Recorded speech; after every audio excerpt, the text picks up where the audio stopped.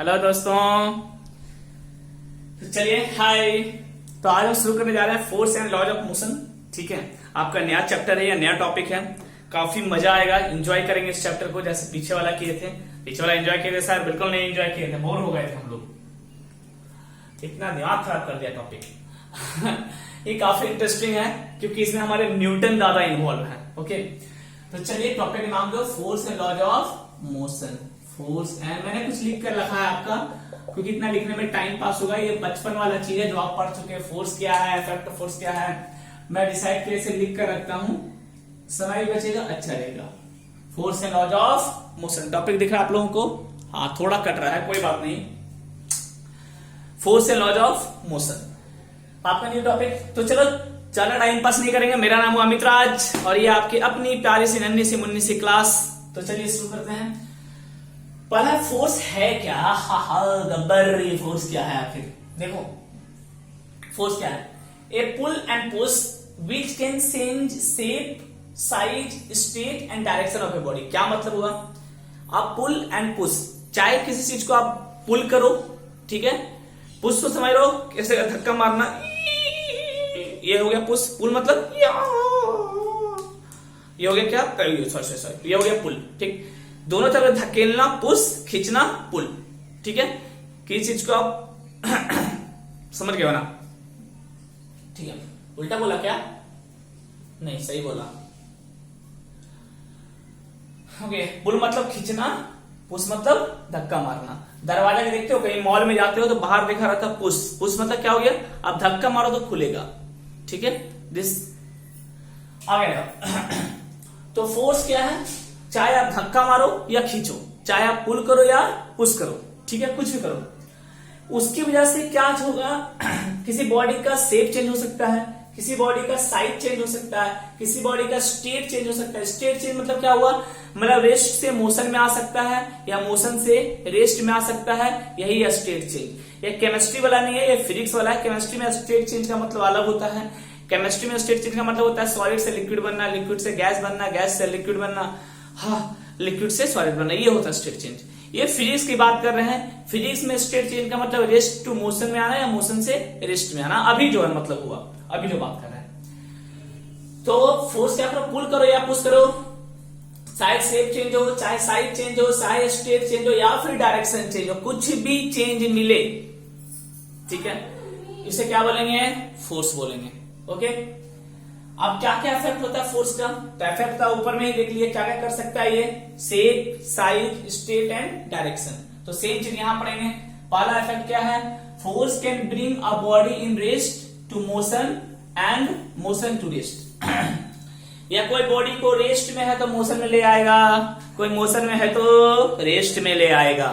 ठीक, सिंपल सा टॉपिक है, बचपन में पढ़े हैं, क्लास 8 में। वही रिपीट कर रहा हूं। एग्जाम्पल क्या होगा? Kicking a football on rest. एक फुटबॉल रखा हुआ है रेस्ट पे, उसको किक कर दो, किसमें आ जाएगा? मोशन में। क्यों आ गया मोशन में? आपने फोर्स लगाया। पुलिंग अ मूविंग बाइसाइकिल, एक साइकिल चल रही है, उसको पुल करो, खींचो, पुल मतलब खींचना, तुरंत साइकिल किसमें आ जाएगा? रेस्ट में। यानी यहाँ क्या हो गया? रेस्ट से मोशन में आ गया और ये मोशन से किसमें आ जाएगा? रेस्ट में आ जाएगा। तो दोनों का एग्जाम्पल हो गया। Force can change direction of body, ये डायरेक्शन भी बदल सकता है। जैसे hitting a ball by bat, उधर से बॉल आ रही है, पहले डायरेक्शन क्या है? उधर से बॉल आ रही है, इधर से आप बैट लेके खड़े हो, टटाक मारे। पहले बॉल इधर से आ रही थी, आप हिट करने के बाद वो उधर जाने लगी। पहले बॉल इधर से आ रही थी, हिट करने के बाद वो इधर जाने लगी, यानी डायरेक्शन आपने चेंज कर दिया। क्या लगा के? फोर्स लगा के। किसके द्वारा फोर्स लगाया? बैट के द्वारा लगाया। Force can change shape of body, ये शेप भी चेंज करता है। जैसे क्रम्पलिंग ऑफ पेपर, एक पेपर को पूरा मरोड़ दो, ये पेपर है मान लेते हैं, ठीक है, ये पेपर को पूरा मरोड़ दो तो शेप चेंज हो गया। पहले शेप क्या था?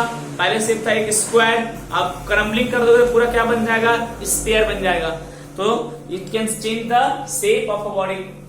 Force can change the size of a body, size भी चेंज कर सकता है। जैसे स्ट्रेचिंग अ स्प्रिंग या स्ट्रेचिंग अ रबर बैंड। एक स्प्रिंग को खींच दो, साइज बड़ा हो गया। एक रबर बैंड है, खींच दो, साइज बड़ा हो गया, छोड़ दो, साइज छोटा हो गया। ठीक है, तो ये 4 इफेक्ट है। एक और इफेक्ट है जो जगह नहीं था तो मैंने नहीं लिखा था, ठीक है। It can change the position of a body, क्या है, it can change the position of body. कहां हटा दूं मैं, यहां हटा दूं क्या, चलो 5वां नंबर में यहां लिख दे रहा हूं। एक और है, it can change position of a body, क्या चेंज कर सकता है, बॉडी के पोजीशन को भी बदल सकता है। पोजीशन मतलब क्या हुआ, एक जगह से दूसरी जगह को मूव करना, पोजीशन ऑफ ए बॉडी। कोई बॉडी यहां पे है, ठीक है, कोई बॉडी यहां पे है, इसे उठाकर आगे ले आओ यहाँ पे, तो क्या हो गया, इसमें पोजीशन आपका बदल गया। कोई बॉडी यहां रखा हुआ है, ये देखो ऐसा कोई बॉडी है, ठीक है, मैं फोर्स लगाया, फोर्स लगा के यहां ले आया, तो फोर्स लगा क्या किया, पोजीशन को बदल दिया। यहां भी आ सकता हूं, पोजीशन को बदल दिया। It can change the position of a body.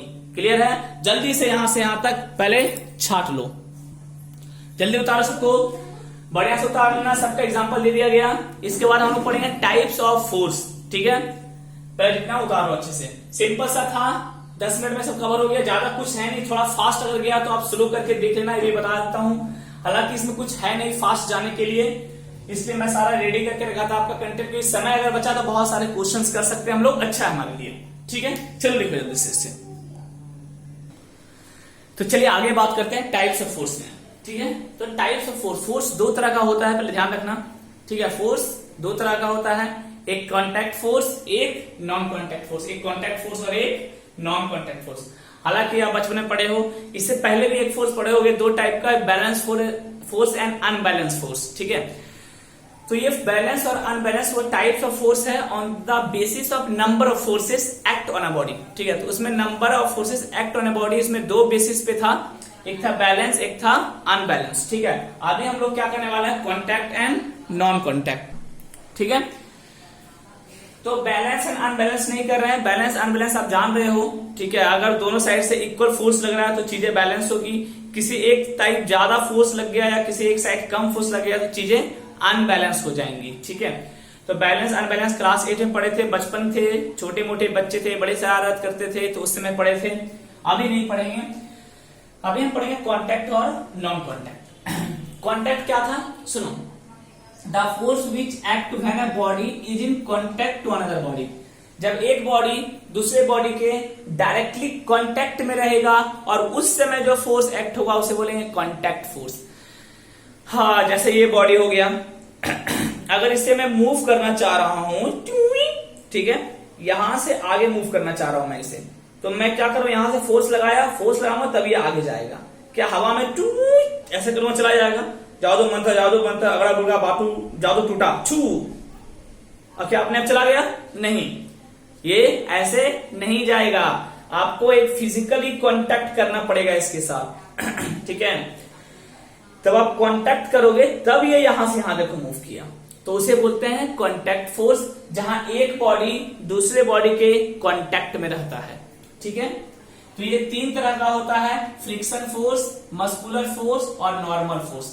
Friction force जब एक्ट होगा वहां भी एक बॉडी दूसरे बॉडी के कांटेक्ट में होगा, मस्कुलर फोर्स में भी कांटेक्ट में होता है 2 बॉडी, और नॉर्मल फोर्स में 2 बॉडी कांटेक्ट में होगा, तो ही ये काम करेगा, तो ही ये इसका एग्जिस्टेंस है, which is called contact force. कितने तरह का, 3 तरह का, friction force, muscular force and normal force. तीनों के बारे में अभी एक एक करके बात करेंगे, अभी समझ लो पहले, ठीक है। फ्रिक्शन फोर्स क्या है, कैसे लगता है, मस्कुलर फोर्स क्या है, कैसे लगता है, नॉर्मल फोर्स क्या है, कैसे लगता है, सब पे चर्चा करेंगे, ठीक है। I am non contact force. Non contact force क्या है, the force which act without any contact with another body, इसे कोई दूसरे बॉडी के कांटेक्ट में आने की जरूरत नहीं है तो भी ये एक्ट हो जाएगा। कैसे, जैसे मैं यहाँ पे एक मैग्नेट रखा, हाँ, और यहाँ पे एक कांटी रखा, क्या दोनों बीच में कोई कांटेक्ट है, नहीं, हवा है, कोई कांटेक्ट नहीं है, फिर भी ये कांटी अपने आप टुक टुक टुक टुक टुक टुक टुक टुक मूव कर करके इसमें जाके चिपक जाता है फटाक से, ठीक है। फिर भी ये कांटी अपने आप यहां से मूव किया और जाके मैग्नेट में चिपक गया, ठीक है। तो ये मैग्नेट में जाके अपने आप क्यों चिपक गया, इस मैग्नेट में कांटी, यहाँ पे तो कोई कांटेक्ट था नहीं, आपने टच कांटी को किया नहीं, किसी और ने कांटी को धकला नहीं, तो आखिर क्यों चिपक गया। यहाँ भी एक फोर्स काम कर रहा था इन दोनों के बीच, कौन सा फोर्स था? नॉन कॉन्टैक्ट फोर्स था जो दिख नहीं रहा था। मैं पेन को यहां से छोड़ दूं, अपने आप नीचे मूव, मैंने छोड़ दिया, अपने आप नीचे भाग गया। ठीक है, मैं पेन को यहां से छोड़ूंगा, अपने आप नीचे मूव किया। क्या पेन को मैंने खींचा नीचे से? नहीं। क्या मैंने ऊपर से धक्का मारा पेन को? नहीं। मैं धक्का भी कहां मारा हूं? देखो, सिर्फ यहां से मैं छोड़ दे रहा हूं, देखना, या मैंने फेंका तो नहीं। फिर भी ये अपने आप नीचे क्यों गया? कोई तो था जो इसे खींच रहा था। कौन सा फोर्स था? नॉन कॉन्टैक्ट फोर्स था, दिख नहीं रहा था लेकिन था। ठीक है, तो ऐसे फोर्स को कोई कांटेक्ट की जरूरत नहीं पड़ती, ये ऐसे ही एक्ट हो जाता है विदाउट एनी कांटेक्ट। जैसे इलेक्ट्रोस्टैटिक फोर्स, मैग्नेटिक फोर्स जो एग्जांपल दिया, और ग्रेविटेशनल फोर्स जैसे पेन को भी छोड़ा। ये ग्रेविटेशनल फोर्स है क्योंकि अर्थ उसे खींच रहा था। जल्दी से सब उतार लो, उसके बाद हम एक एक करके चर्चा शुरू करेंगे, फ्रिक्शन फोर्स से शुरू करेंगे। ठीक है, जस्ट नोट डाउन इट। अगर फास्ट लगा हो तो फिर बोल रहा हूं स्लो करके देख लेना। थोड़ा सा फास्ट जा रहा हूं क्योंकि सारा पढ़ा हुआ चीज है, 8 में ही पढ़े हैं हम ये सब चीज, तो मैं ज्यादा इसमें टाइम पास नहीं करना चाह रहा। ठीक है, जल्दी से सब उतारो, हम लोग शुरू करते हैं अगला। चलो फ्रिक्शन फोर्स की चर्चा करते हैं। हालांकि क्लास 8 में आपको पूरा एक चैप्टर था फ्रिक्शन फोर्स पे, अगर आपको याद होगा तो ठीक है, वहां आपने डिटेल्स में इसके बारे में पढ़ा होगा। ठीक है, अभी सिर्फ थोड़ा सा डेफिनेशन जानना है और आखिर है क्या समझना है। ओके, चैप्टर में नहीं घुसेंगे, इसका बहुत ब्रॉड टॉपिक है ये आपको ही मालूम होगा। अगर क्लास 8 में आपने डिटेल्स में से पढ़ा है तो आपको फील हुआ होगा, और ऊपर से पार कर दिया तो बात अलग है।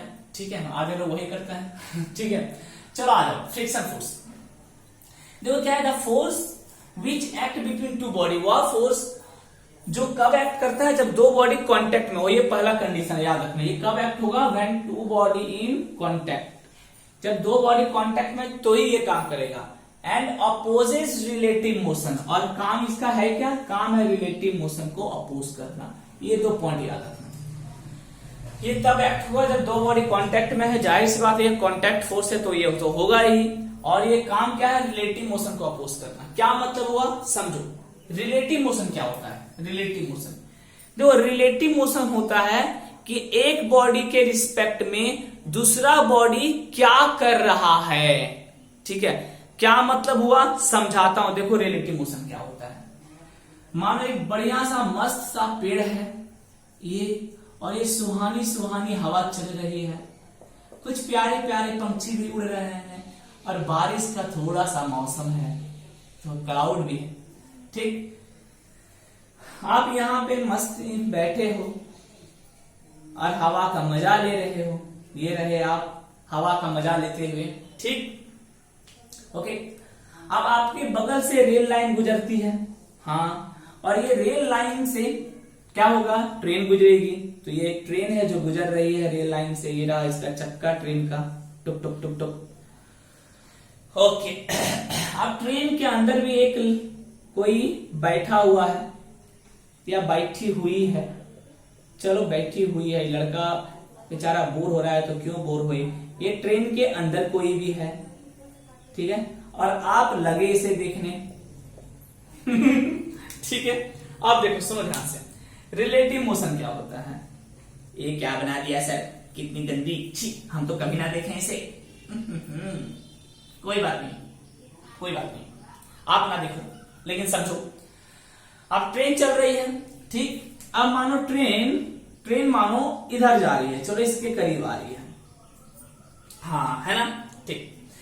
अब तो अगर ये लड़का मानो ये जो है, ये अगर ये ट्रेन को देखेगा, ट्रेन मान लेते हैं, तो ट्रेन इसको कैसा लगेगा?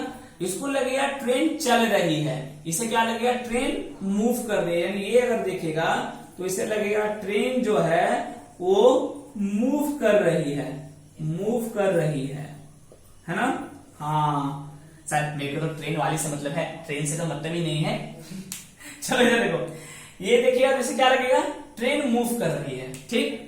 ये तो मतलब होगा उससे।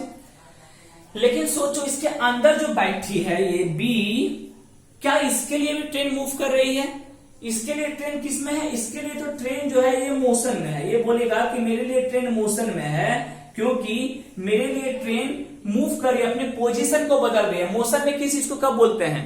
मोशन का डेफिनेशन क्या है? When one body change its position, ठीक है, जब एक बॉडी अपने पोजीशन को चेंज करे समय के रिस्पेक्ट में, उसे बोलते हैं मोशन। Right right right. अब देखो, तो इसके लिए पहले ट्रेन यहां पे थी, मान लेते हैं पोजीशन P1 पे थी, कुछ देर के बाद मूव करते हुए ट्रेन यहां पे आ जाएगी। सर ट्रेन छोटी कैसे हो गई? अच्छा मेरे पास जगह नहीं, इसे मैंने छोटा बना दिया। तो ये वहां मूव करके मान लेते हैं पोजीशन 2 पे आ गई। ठीक, तो लड़का के लिए क्या किया, ट्रेन अपना पोजीशन बदला। हाँ, पहले पोजीशन 1 पे था, अब पोजीशन 2 पे आ गया, यानी लड़का के लिए ट्रेन किस में है? मोशन में है। ठीक, क्या इस लड़की के लिए भी ट्रेन मोशन में है? नहीं, लड़की के लिए ट्रेन तो पोजीशन चेंज कर ही नहीं रहा है।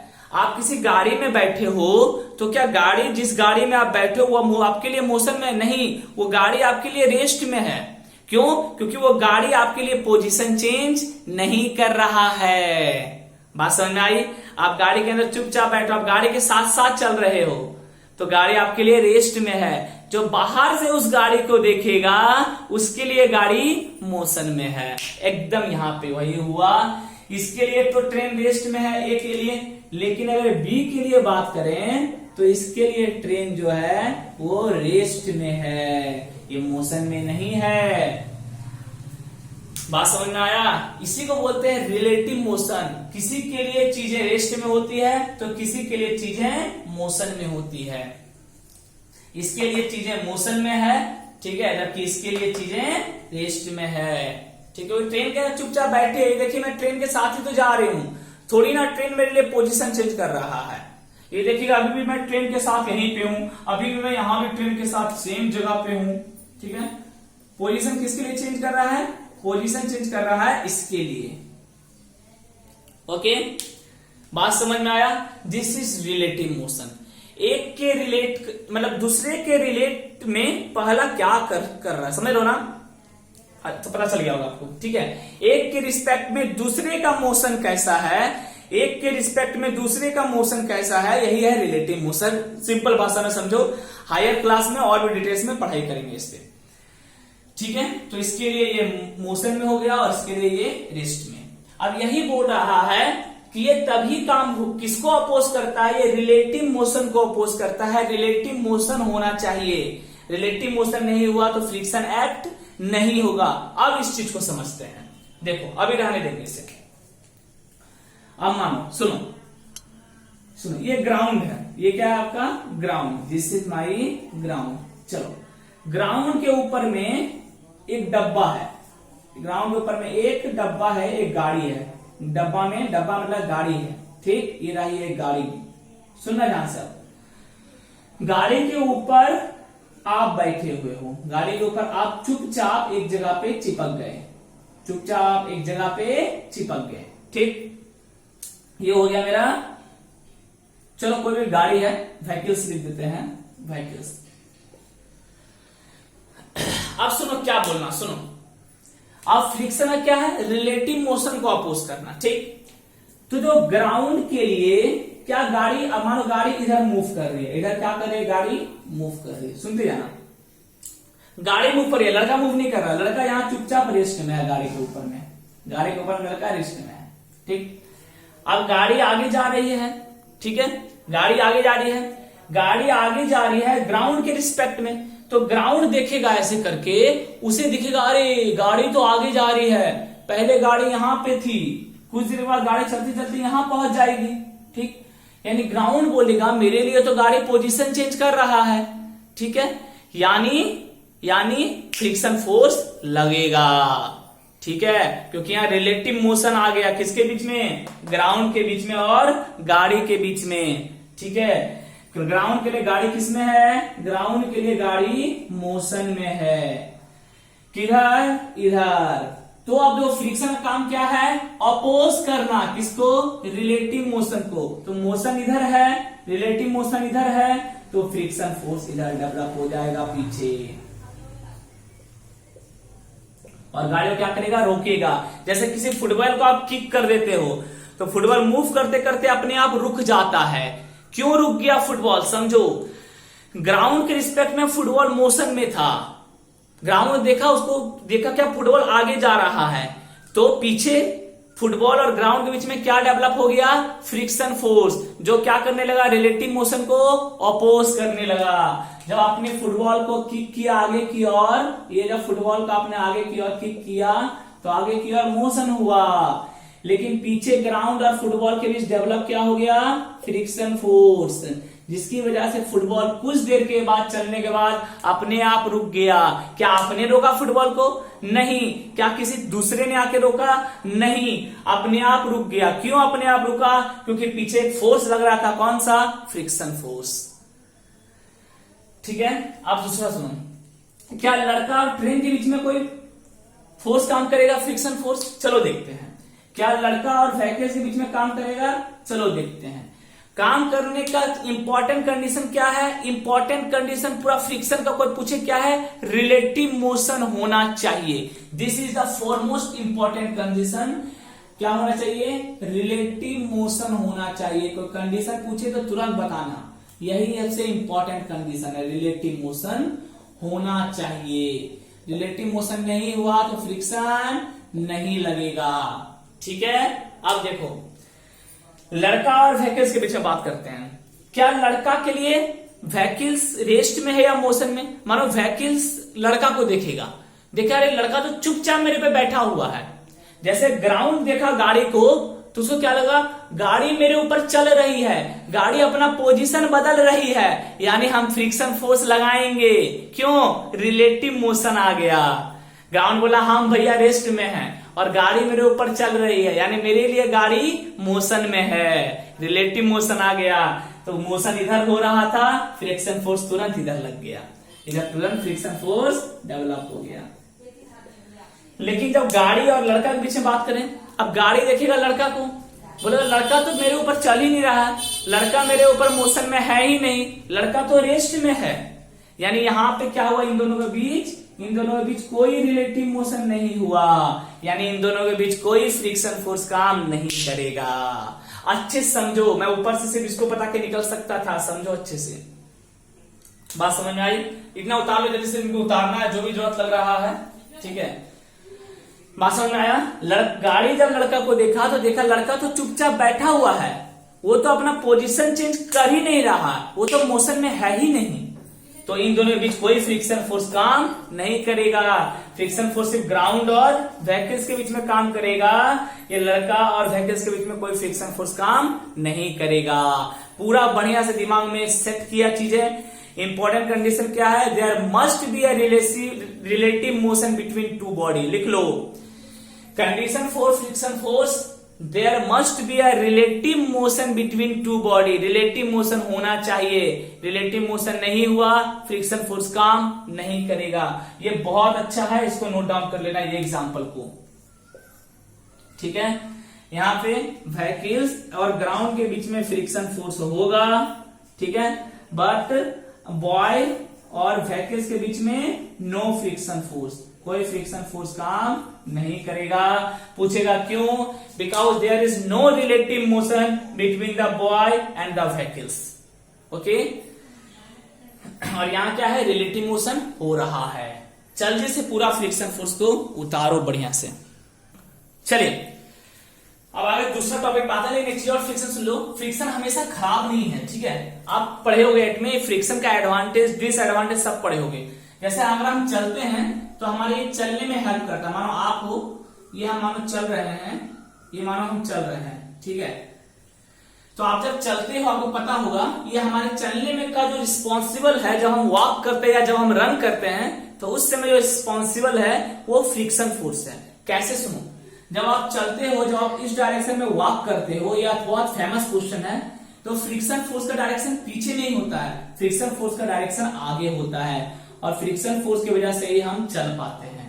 ठीक है, क्यों? सुनो, जब हम चलते हैं तो देखो, मानो आप चल रहे हो, ठीक है, तो हम पीछे की ओर धकेलते हैं। आप देखना, जब आप चलोगे तो अब इस बात का ध्यान रखना, मानो आप चल रहे हो, ठीक है, तो आप धरती को, ग्राउंड को पीछे की ओर धकेलोगे तो ही आगे बढ़ पाओगे, फिर ग्राउंड को पीछे धकेलोगे तो आगे बढ़ पाओगे।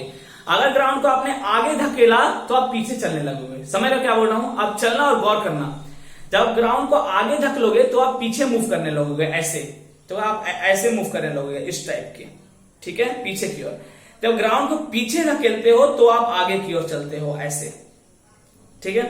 सुनो, तो ग्राउंड को आप धक्का किधर मार रहे हो, ग्राउंड को धक्का जो आप दे रहे हो वो पीछे की ओर दे रहे हो, यानी अप्लाइड फोर्स ग्राउंड पे पीछे की ओर लगा रहे हो, एफ अप्लाइड, ठीक है। और जब अप्लाइड फोर्स पीछे लगाते हो तो आपको इसके अगेंस्ट में एक फोर्स डेवलप होता है जो होता है फ्रिक्शन फोर्स। यानी आप मोशन का आपका टेंडेंसी किधर है, आपका मोशन का टेंडेंसी पीछे की ओर है, क्योंकि आप पीछे धक्का मार रहे हो, ग्राउंड को पीछे धकेल रहे हो। और फ्रिक्शन फोर्स बोलता है मेरा काम है अपोज करना, जो फोर्स आप लगा रहे हो उसे अपोज करना, ठीक है। रिलेटिव मोशन आगे हो रहा मतलब क्या हुआ, आपका फोर्स आगे की ओर लग रहा तो उसको अपोज किया, ठीक है, वही यहां पे होगा। आप जब चल रहे हो तो ग्राउंड को पीछे धकेले तो ही आप चल पाते हो, तो फ्रिक्शन फोर्स आगे लग जाता है इस केस में, ठीक है। और इसी फ्रिक्शन फोर्स जो आगे लगता है उसकी वजह से आप चल पाते हो। अगर ये फोर्स एक्ट नहीं हुआ तो आप नहीं चल पाओगे। एकदम क्लियर हुआ अच्छे से, ठीक है। तो ऑन वॉकिंग कोई बोलेगा कि जैसे आप नॉर्थ साउथ वेस्ट ईस्ट, मानो वेस्ट टू ईस्ट कोई आदमी वॉक कर रहा है, कोई मैन वॉक कर रहा है, तो बताओ फ्रिक्शन फोर्स का डायरेक्शन क्या होगा, तो फ्रिक्शन फोर्स का डायरेक्शन ईस्ट हो जाएगा। और ग्राउंड पे अप्लाइड फोर्स का डायरेक्शन क्या होगा, ग्राउंड पे अप्लाइड फोर्स का डायरेक्शन वेस्ट हो जाएगा, एफ अप्लाइड यानी अप्लाइड फोर्स, ठीक है। ये हम ग्राउंड को पीछे धकेलते हैं तो आगे चल पाते हैं, यानी पीछे धकेले मतलब अप्लाइड फोर्स पीछे लगाए, मेरा मोशन का टेंडेंसी पीछे की ओर है, ठीक है, मेरा मोशन का टेंडेंसी पीछे की ओर है, तो फ्रिक्शन फोर्स का बोलेगा हम इसको क्या करेंगे, अपोज करेंगे, वो आगे की ओर एक्ट हो गया, ठीक है। इसे भी लिख लो, ठीक है।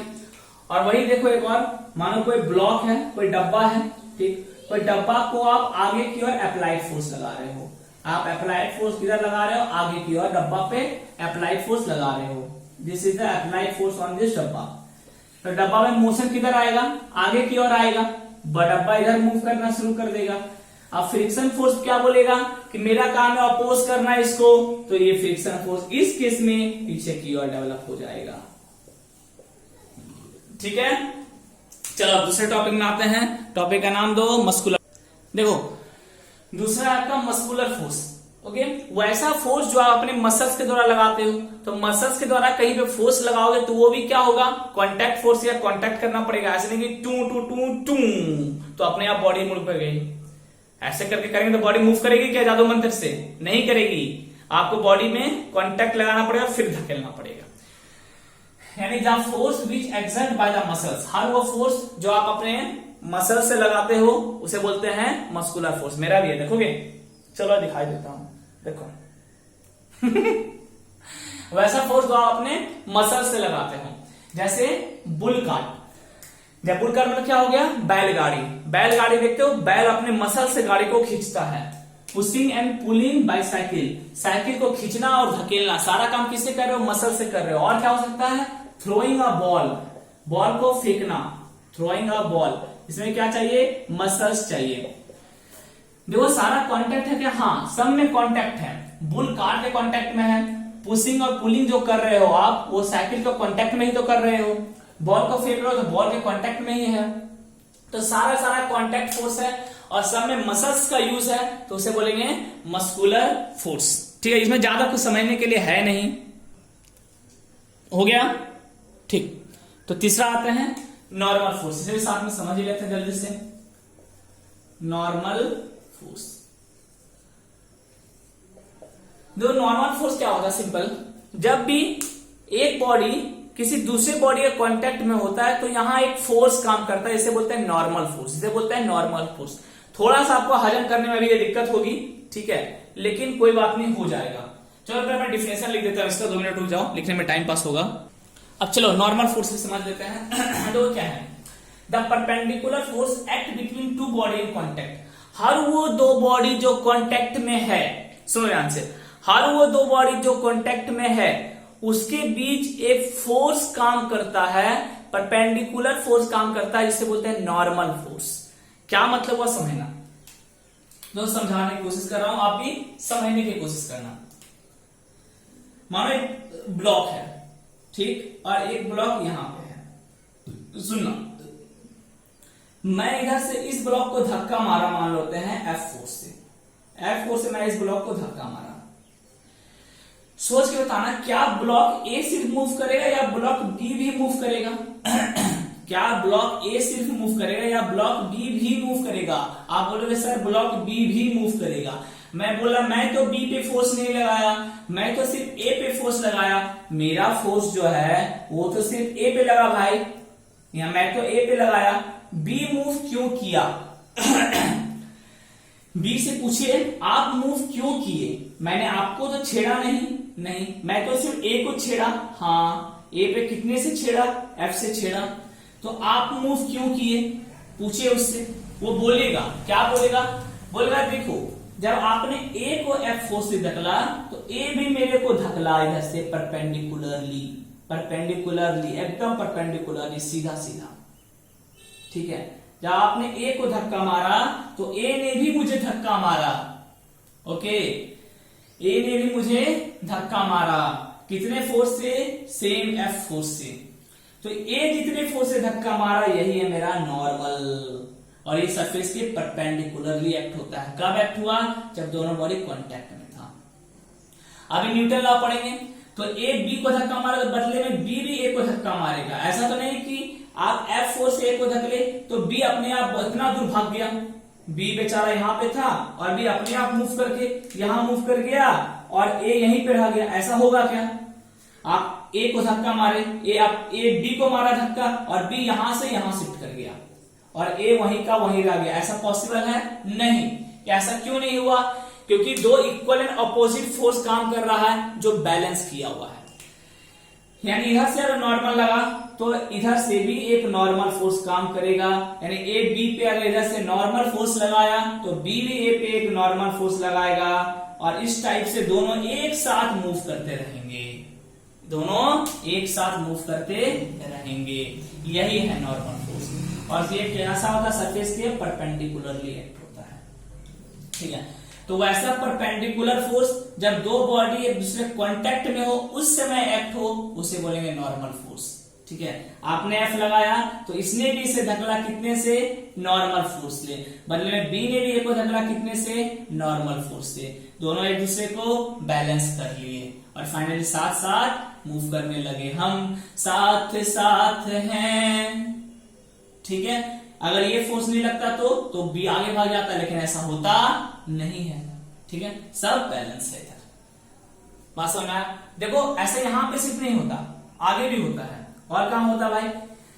और कहां होता नॉर्मल फोर्स? देखो यहां भी लगता है। जब किसी सरफेस पे मानो एक टेबल है, ये टेबल है, ये रहा मेरा प्यारा सा टेबल। ओह टेबल, कैसे हो तुम टेबल? और टेबल पे आप एक किताब रख दिए। चलो, जो कभी आप जिंदगी में आज तक पढ़े नहीं, किताब के अंदर भी कोई लेटर था, किताब ही नहीं पढ़े आज तक, इसलिए लेटर भी हम नहीं खोले। आ जाओ। तो किताब क्या है? देखो किताब क्या कर रहा है, इसे कांटेक्ट में है, ठीक। तो किताब इस टेबल पे फोर्स लगा रहा है नीचे, कौन सा? Normal force. बदले में टेबल भी ऊपर में एक फोर्स लगा रहा, कौन सा? Normal force. इसलिए किताब देखो इस पे स्टेबल फॉर्म में चुपचाप रखा हुआ है, बैलेंस है। अदरवाइज ये तो हो सकता था कि तोड़ के नीचे चला जाए टेबल को, लेकिन ऐसा होता नहीं है। क्यों? क्योंकि ये जब नॉर्मल फोर्स लगाया इस पे, तो बदले में टेबल ने भी इस पे एक नॉर्मल फोर्स लगाया और सब बैलेंस है, ठीक है। तो जल्दी से इसे नोट डाउन करें। तो ये तीनों आपका कंप्लीट हो गया। कॉन्टैक्ट फोर्स, एक आता है हमारा स्प्रिंग फोर्स आता है। कुछ लोग मानते हैं कॉन्टैक्ट फोर्स के अंदर स्प्रिंग फोर्स को भी ले लेते हैं, हालांकि स्प्रिंग फोर्स जो वो मस्कुलर फोर्स के अंदर ही आ जाएगा। अरे भाई मसल्स लगाओगे तो ही स्प्रिंग का मूवमेंट हो पाएगा, ठीक है। तो कुछ बहुत अलग सी बात नहीं है उसमें। The force applied by the spring, यही आपका स्प्रिंग फोर्स। तो उस पर डिस्कशन नहीं करेंगे। मेजर यही तीन टाइप होता है, okay, friction, muscular and normal. Note down करो इसे आप। तो चलिए तीनों टॉपिक को एक साथ कवर कर लेते हैं हम लोग। यही तीनों बचा है। नॉन कॉन्टैक्ट का टाइप बचा है। पहला क्या है? Electrostatic force. दो इलेक्ट्रोस्टैटिक फोर्स क्या है? The force act between one charge body and another charge और अनचार्ज बॉडी। सुनो किसके बीच एक्ट होगा, सुनना ध्यान से क्या बोल रहा हूं मैं। एक चार्ज बॉडी तो चाहिए ही चाहिए, ठीक है, और दूसरा बॉडी होना चाहिए, वो चाहे चार्ज भी हो तो भी ठीक है या फिर अनचार्ज हो तो भी ठीक है। ओके, यानी एक बॉडी जो पहला बॉडी है वो कैसा चाहिए आपका, चार्ज बॉडी होना चाहिए, पहला जो है वो चार्ज बॉडी होना चाहिए, ठीक है, और दूसरा जो है वो कैसा होगा, वो चार्ज भी हो सकता है, मे बी चार्ज और अनचार्ज, या फिर ये अनचार्ज भी हो सकता है, कोई दिक्कत नहीं है। इन दोनों के बीच में जो फोर्स काम करेगा वो हो गया इलेक्ट्रोस्टैटिक फोर्स। सर एग्जांपल दो, कुछ प्रैक्टिकली बताओ, क्या ऐसा टाइम पास करवा रहे हो। प्रैक्टिकल में आते हैं, देखो प्रैक्टिकल में आते हैं। आप ये मानो कोई लड़का है, ठीक है, और ये लड़का का हाथ में कंघी है, आपकी घर में भी कर सकते हो।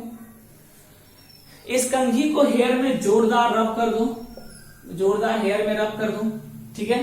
जब कंघी को हेयर में आप रब कर दोगे, ठीक है, जब कंघी को हेयर में आप रब कर दोगे तो कंघी में क्या होता है, इलेक्ट्रॉन ट्रांसफर हो जाता है। एक्चुअली हमारे हेयर में बहुत सारा इलेक्ट्रॉन्स होता है, ठीक है, और वो इलेक्ट्रॉन किस में ट्रांसफर हो गया, सारा कंघी में, यानी कंघी कैसा हो गया, चार्ज बॉडी बन गया, चार्ज बॉडी बन गया। किसकी वजह से, due to transfer of electron, जब आपने इसे हेयर में रब किया। तो आप क्या करो, आप इसके सामने छोटा छोटा पेपर का टुकड़ा ले आओ। सर ये तो हमने बचपन में किया था, आप अभी कर रहे हो, छी छी छी छी। आप देखना सारा पेपर का टुकड़ा ये कंघी के साथ अपने आप प्रेम से चिपकना शुरू हो जाएगा। ऐसा क्यों हुआ, पेपर कैसा था, पेपर था आपका अनचार्ज बॉडी। पेपर कैसा था, पेपर था अनचार्ज बॉडी, पेपर को आपने चार्ज नहीं किया भाई, क्या पेपर को रब किया, नहीं। कंघी कैसा था, चार्ज बॉडी, जैसे ही आपने कंघी को चार्ज किया तो इस चार्ज और अनचार्ज के बीच में एक फोर्स ऑफ अट्रैक्शन काम करने लगा। एक बात नोटेट करने वाली है, बहुत इंपॉर्टेंट, एक चार्ज बॉडी हमेशा एक अनचार्ज बॉडी को अट्रैक्ट करता है। सुन लो, एक चार्ज बॉडी एक अनचार्ज बॉडी को हमेशा अट्रैक्ट करता है।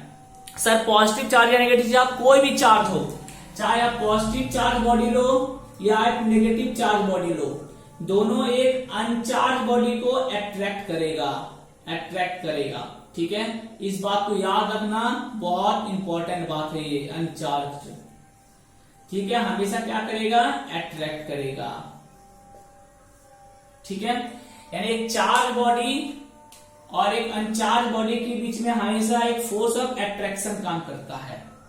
ओके, तो यहाँ पेपर अनचार्ज है, कंघी चार्ज हो गया तो सारा पेपर जाके कंघी से चिपक गया। यहाँ क्या आप चिपकाए जाके, नहीं, अपने आप चिपक गया। कौन सा फोर्स, इलेक्ट्रोस्टैटिक फोर्स, ठीक है। एक बात तो समझ में आ गई। सर एक और एग्जांपल बताओ इसका, एक और एग्जांपल बता रहा हूं, घर में करके देखना, काफी अच्छा एग्जांपल है। एक पीवीसी पाइप ले लेना, पीवीसी पाइप देखे हो जो वाटर सप्लाई के लिए यूज होता है, सादा वाला, हाँ बिल्कुल सही, सादा वाला जो पीवीसी पाइप होता है वाटर सप्लाई के लिए, वो आप ले लेना, ठीक है। उसे क्या करना है, उलन क्लॉथ के साथ रब कर देना, लगभग वही, लगभग आप समझ लो ना, लगभग ऑलमोस्ट 10 से 15 सेकंड तक रब करना, कंटिन्यू 15 सेकंड तक कंटिन्यू इसको ऐसे करके रब करना, ठीक है, इस टाइप का। एक प्लास्टिक लेना, काला वाला प्लास्टिक है ना, जो कभी कभी सरकार गलती से बैन कर देती है फिर चालू हो जाता है, फिर सरकार बैन करती है फिर चालू हो जाता है, वही काला वाला घटिया क्वालिटी वाला प्लास्टिक, उसको ले लेना, उसे भी उलन क्लॉथ के साथ रब कर देना, उसका प्लास्टिक को छोड़ देना। हुआ क्या, आप पीवीसी पाइप को रब किए, पीवीसी पाइप चार्ज हो गया, प्लास्टिक को भी रब किया, प्लास्टिक भी चार्ज हो गया, अब दोनों सेम चार्ज हो गया, क्योंकि दोनों का आपने उलन क्लॉथ के साथ रब किया, और सेम चार्ज एक दूसरे को रिपल करेगा, पढ़े हो, similar charge ripple each other. अब प्लास्टिक को हवा में छोड़ के पाइप को ले आओ, देखना प्लास्टिक अपने आप ऊपर भाग जाएगा, फिर पाइप हटा दो, प्लास्टिक गिरने लगेगा, फिर पाइप ले आओ, फिर प्लास्टिक अपने आप ऊपर भाग जाएगा। ये भी एक इलेक्ट्रोस्टैटिक का बहुत अच्छा उम्दा एग्जांपल है, ठीक है, जहां दोनों बॉडी सिमिलर चार्ज हो गया और एक फोर्स ऑफ रिपल्सन काम करने लगा। ओके, तो यही है इलेक्ट्रोस्टैटिक फोर्स। क्या लिखोगे, ये क्या, इसका नेचर क्या, ये अट्रैक्टिव भी हो सकता है और रिपल्सिव भी हो सकता है। लिख लो, electrostatic force can be attractive और रिपल्सिव। सिमिलर चार्ज है तो रिपल्सिव होगा, ऑपोजिट चार्ज है तो अट्रैक्टिव होगा। सिमिलर चार्ज है तो रिपल्सिव होगा, ऑपोजिट चार्ज है तो अट्रैक्टिव होगा। लिख लो, ठीक है। और चार्ज और अनचार्ज बॉडी है तो भी अट्रैक्टिव होगा। क्लियर कट हुआ एकदम बढ़िया से इलेक्ट्रोस्टैटिक फोर्स। चलो ये तो हो गया। एग्जाम्पल पूछे तो लिख देना, the force of attraction between comb and piece of paper. ठीक है, the force of attraction between comb and piece of paper when comb rub with the hair. खत्म। चलो आओ मैग्नेटिक फोर्स। मैग्नेटिक फोर्स क्या होता है, किसके बीच काम करेगा, ऊपर का मिटा दूं मैं, इलेक्ट्रो ठीक है मैं देता हूं। मैग्नेटिक फोर्स क्या है, the force of attraction between one magnet, यानी एक मैग्नेट चाहिए, और ये कहां गया ब्लैक वाला मेरा, एक मैग्नेट चाहिए, ठीक है, और दूसरा क्या होना चाहिए, मैग्नेट और मैग्नेटिक मटेरियल, यानी एक होना चाहिए आपके पास। पहला बॉडी क्या होना चाहिए, पहला बॉडी मैग्नेट होगा एकदम पहले वाले की तरह, और दूसरा बॉडी क्या होगा, दूसरा बॉडी जो है वो मैग्नेट होगा तो भी ठीक, या फिर मैग्नेटिक मटेरियल होगा तो भी ठीक। मैग्नेटिक मटेरियल मतलब आयरन, जो मैग्नेट से चिपके, ठीक है। इन दोनों के बीच में जो फोर्स ऑफ अट्रैक्शन या रिपल्सन जो भी काम करेगा वो होगा मैग्नेटिक फोर्स, ठीक है। एक मैग्नेट और दूसरा चाहे मैग्नेट हो या मैग्नेटिक मटेरियल, मैग्नेटिक मटेरियल जैसे आयरन। तो इसमें ज्यादा कुछ बताने का है नहीं, आपको पता है। एक मैग्नेट के सामने एक आर्टिकल लेते आओ, एक आयरन मटेरियल लेते आओ, मैग्नेटिक मटेरियल ले आओ, तो अपने आप जाके इसमें चिपक जाएगा, चिपक जाएगा। कौन सा फोर्स, मैग्नेटिक फोर्स। ये रिपल्सिव कब होगा, रिपल्सिव होगा जब सिमिलर नेचर का आ जाएगा। देखते हो, अगर नॉर्थ पोल और नॉर्थ पोल दो मैग्नेट का ले आओ तो रिपल करेगा, साउथ पोल दो मैग्नेट का ले आओ तो रिपल करेगा। यानी लिख लो, similar pole repel each other, similar pole repel each other and opposite pole attract each other. वही नॉर्थ और साउथ ले आओगे तो अट्रैक्ट कर लेगा, ठीक है। तो यही है मैग्नेटिक फोर्स। एग्जांपल लिख लेना, the force of attraction between magnet and iron, the force of repulsion between two similar poles, the force of attraction between two opposite poles। सारा एग्जांपल किसका है, मैग्नेटिक मटेरियल का है, मतलब मैग्नेटिक फोर्स का है। इसमें ज्यादा समझने का है नहीं, समझ में आ गया होगा, सिंपल मैग्नेट काम करेगा इसमें आपका, ठीक है। और ये प्रैक्टिकली आप बहुत बार चिपकाते हुए रहते हो घर में मैग्नेट को, ओके, ठीक। ये भी अट्रैक्टिव और रिपल्सिव दोनों हो सकता है। अब आते हैं ग्रेविटेशनल फोर्स। पहले यहां तक आप जल्दी से लिख लो, मुझे मिटाना पड़ेगा, मिटा दूंगा। 10 तक गिनता हूं, 1 2 3 4 10। चलो मिटा के ऊपर में हो। ये दो समझ में आ गया आपको अच्छे से, बढ़िया से एकदम मैंने चिपका दिया आपको, मतलब समझा दिया आपको। हाँ, अब आ जाओ ग्रेविटेशनल फोर्स। देखो ग्रेविटेशनल फोर्स क्या है, the force act between two mass. हर वो दो मास के बीच में जो फोर्स एक्ट होता है उसे बोलते हैं ग्रेविटेशनल फोर्स। जैसे सन का एक अपना मास है और उसके चारों ओर जो प्लेनेट घूम रहा है, या मान लेते हैं अर्थ जो घूम रहा है, अर्थ नहीं बहुत सारा प्लेनेट घूम रहा है। क्या आप घुमा रहे हो, नहीं। क्या आपके दादाजी घुमा रहे हैं, नहीं। क्या आपके पापा जी घुमा रहे हैं, नहीं। कैसे घूम रहा है, वहां तो कोई है नहीं, ग्रेविटेशनल फोर्स। इसका अपना मास है, इसका भी अपना मास है, ठीक है। और इन दोनों के बीच में एक फोर्स ऑफ अट्रैक्शन काम कर रहा है। It is always attractive in nature, it is always attractive in nature. ये रिपल्सिव नहीं होता है, हमेशा कैसा होता है, अट्रैक्टिव। ऑलवेज लिख लो, always, it is always attractive in nature. तो सन क्या हो रहा है, अर्थ को कहीं भागने नहीं दे रहा है, अपने अंदर खींच रहा है, because both have the mass. और यहीं पे कौन सा फोर्स काम कर रहा है, यहां काम कर रहा है ग्रेविटेशनल फोर्स,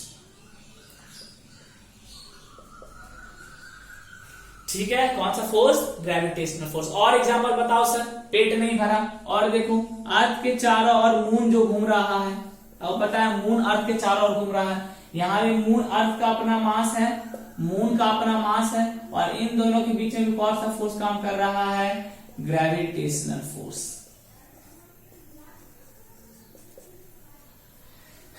ठीक है, यही है ग्रेविटेशनल। ये हमेशा कैसा होगा, एट्रैक्टिव। तो सर ये चिपक क्यों नहीं जाता, एट्रैक्टिव है तो? ठीक है, इसका सवाल जवाब भी है, चिपकता इसलिए नहीं है क्योंकि पहले इतना लिख लिया, आप लिख लिए इसको उतार लिए, से उतार लिए, ठीक। इसलिए नहीं चिपकता है, सुन लो, क्योंकि जब अर्थ चारों ओर घूमता है सन के, तो अंदर की ओर तो काम करता कौन सा, ग्रेविटेशनल फोर्स, ग्रेविटेशनल फोर्स। और जब कोई बॉडी मोशन में रहता है, ध्यान रखना, कोई बॉडी अगर सर्कुलर पाथ में घूमता है, जैसे एक एग्जांपल बता रहा हूं मैं, एक पत्थर को रस्सी से बांध के घुमाना, आपको देखना ऐसा लगेगा जैसे पत्थर बाहर भागना चाह रहा है, पत्थर बाहर भागना चाह रहा है। तो बाहर की ओर कौन सा फोर्स लगता है, एक जिसको बोलते हैं सेंट्रीफ्यूगल फोर्स, सेंट्रीफ्यूगल फोर्स। जब भी कोई बॉडी सर्कुलर पाथ में मूव करता है तो उसके बाहर की ओर एक फोर्स डेवलप हो जाता है, सेंट्रीफ्यूगल फोर्स। अब देखो, अंदर ग्रेविटेशनल और बाहर क्या लगा, बाहर सेंट्रीफ्यूगल, दोनों एक दूसरे को बैलेंस कर लेता है, जिसकी वजह से अर्थ अपने ऑर्बिट में चुपचाप घूमता रहता है, दोनों एक दूसरे को बैलेंस कर लेता है। अगर ग्रेविटेशनल फोर्स ज्यादा हो गया तो चिपक जाएगा, सेंट्रीफ्यूगल ज्यादा हो गया बाहर भाग जाएगा। कभी ऐसा हुआ करोड़ों साल में नहीं हुआ, क्योंकि दोनों फोर्स एक दूसरे को बैलेंस किया हुआ है। ठीक है, यहां पे भी सेम फंडा होता है। अब एक बात सुनो, आप सोचते हो सर यहां भी तो मास है, इसमें मास है, इसमें भी मास है, इसमें मास है, इसमें भी मास है, चिपक क्यों नहीं रहा? इसलिए बच्चा, क्योंकि चिपक तो यहां भी रहा है। अभी आगे पढ़ेंगे ग्रेविटेशनल फोर्स, ठीक है, ग्रेविटेशन चैप्टर में पूरा डिटेल्स में चर्चा करेंगे इस पे, जरा दिमाग मतलब पूरा डिटेल्स में बात करेंगे। ठीक है, इसलिए नहीं चिपक रहा है क्योंकि यहाँ मास बहुत कम है। अर्थ का मास पता है कितना है? अर्थ का मास है 6 into 10 to the power 24 kg। इसके लिए ग्रेविटेशनल फोर्स आपको फील करने के लिए मास बहुत हैवी होना चाहिए, तो ही आप ग्रेविटेशनल फोर्स फील कर पाओगे, ऐसा मास चाहिए। कम से कम एक बॉडी का मास बहुत ज्यादा होना चाहिए, तो ही ग्रेविटेशनल फोर्स एक्सपीरियंस होता है, अदरवाइज ग्रेविटेशनल फोर्स एक्सपीरियंस नहीं होता। जैसे अभी अर्थ पे, अर्थ है, अर्थ का मास बहुत ज्यादा 6 into 10 to the power 24 kg, और आपने बॉल को इसके ऊपर छोड़ दिया, आप देखते हो बॉल अपने आप नीचे गिर जाता है। कौन सा फोर्स? Gravitational force. अर्थ क्या कर रहा है? इसको अट्रैक्ट कर रहा है, अट्रैक्ट। कौन सा फोर्स से? ग्रेविटेशनल फोर्स से। ग्रेविटेशनल फोर्स से अर्थ इसे अपनी ओर खींच रहा है। क्यों? क्योंकि अर्थ का मास बहुत ज्यादा है। कम से कम एक बॉडी का मास बहुत हैवी होना चाहिए, तो ही ये फोर्स एक्सपीरियंस होगा। क्या यहां सर फोर्स काम नहीं कर रहा है? बहुत कम फोर्स काम कर रहा है। वो कम फोर्स कितना है? वो 10 to the power -15 न्यूटन के आसपास हो सकता है, ऐसा 10 to the power -15 Newton, minus में समझ रहे हो 10 to the power -20 न्यूटन, इतना कम फोर्स काम करता है छोटे छोटे मासेस के बीच में। और ये आपको दिखेगा नहीं, 10 to the power -15 समझ रहे हो, 1 पे 15 जीरो, यानी 0.0000015 बार, यानी ऑलमोस्ट 0 न्यूटन हो जाता है फोर्स। ठीक है, इसलिए यहां ये फोर्स एक्सपीरियंस नहीं कर सकते।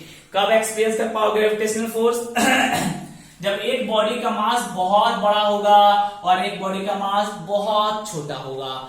ठीक है, क्या दोनों बॉडी का मास बड़ा हो सकता है? हाँ, तब सोने पे सुहागा, बिल्कुल सही है।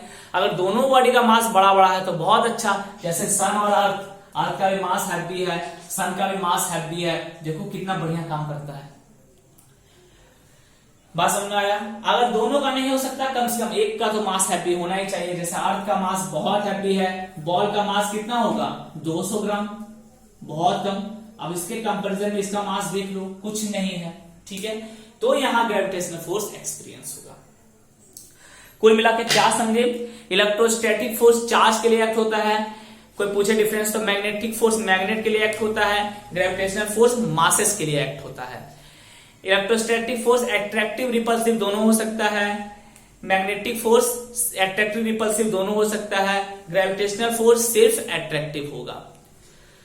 ठीक है, आपका एक होमवर्क दे रहा हूं मैं, तीनों में डिफरेंस क्रिएट करके रखना, इलेक्ट्रिक फोर्स, मैग्नेटिक फोर्स और ग्रेविटेशनल फोर्स। नेक्स्ट क्लास में चर्चा करेंगे, तो आज के लिए यहीं पे क्लास को बंद करते हैं। तब तक के लिए अच्छे से पढ़ाई करें। I hope you enjoy today's class. Okay, आज पहला क्लास से थोड़ा छोटा ही रखेंगे, अगली क्लास से धीरे धीरे हम लोग डोज बढ़ाएंगे। ठीक है, बढ़िया से नोट डाउन कर लें सब, कुछ डाउट हो तो बिल्कुल कमेंट कर दीजिएगा। तो मिलते हैं आपसे अगले क्लास में। Wish you very all the best and thank you.